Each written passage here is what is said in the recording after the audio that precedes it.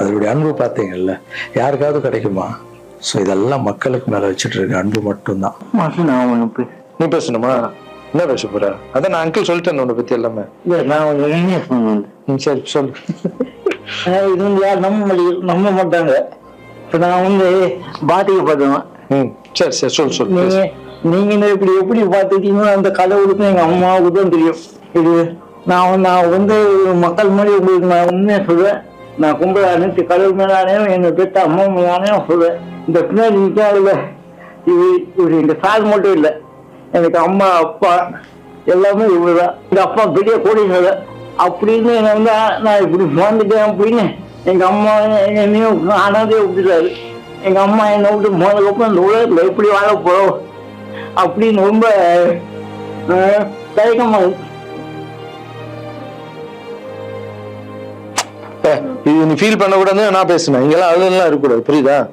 இல்ல ஆமா இதெல்லாம் அழக்கூடாது. நீ ஸ்டாப் பண்ணி பேச வேணாம், நீ பேச வேணாம். இல்ல நான் பேசாம உனக்கு அடைக்கண்டா, தொண்டை அடிச்சுன்னா பிரச்சனை. என் உயிரை பணம் பரவாயில்ல, என்ன என் உயிர் கொண்டு எங்க அம்மா எங்க எப்படி 10 மாசம் சுமந்து பெற்றாங்களோ அது மாதிரி இப்ப நான் உயிரோட உங்க முன்னாடி இருக்கேன்னா இந்த இவரு கூட்ட டெய்லியும் இவரு கூட்ட 10 லட்ச ரூபா செலவு பண்ணி தான் நான் இப்போ உட்காந்துருக்கேன். இன்னொரு தகுதிக்கு அவ்வளவு ஒரு ஹாஸ்பிட்டல் நான் போய் ஆப்ரேஷன் பண்ணது கனவுக்குள்ள நினைக்க முடியாது. ஒருத்தர் ஹாஸ்பிட்டல் போய் சேர்க்கும் போது அவங்க சொந்த பண்ணோம் எல்லாரும் வந்து பார்ப்பாங்க. ஆனா என்னையாவது வந்து பார்க்கறது ஆள் கிடையாது. ஆனா என் மாசு அந்த ஒரு கோழை கூட தெரியாம டெய்லி வந்து பார்ப்பாரு.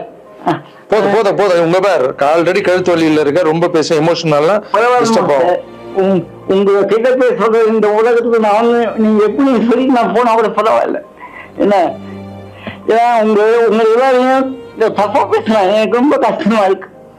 சரி சரி, அதெல்லாம் புரிஞ்சுப்பாங்க கண்ணா. அதெல்லாம் மக்கள் தப்பா பேசல, பேசுற மாதிரி பண்றாங்க. நான் சொந்த வீட்டை கூட 2 வீடா கொடுத்துட்டு ஒரு வாழை வீட்டுல போயிருந்தாரு. இந்த காலத்துல அப்படி யாருங்க செய்வா? இந்த ஒரு பையனுடைய வாழ்க்கையில எவ்வளவு கஷ்டங்க, எத்தனை குழந்தைங்க வளர்த்திருப்பேன், எவ்வளவு கஷ்டத்தை பார்த்திருப்பேன்.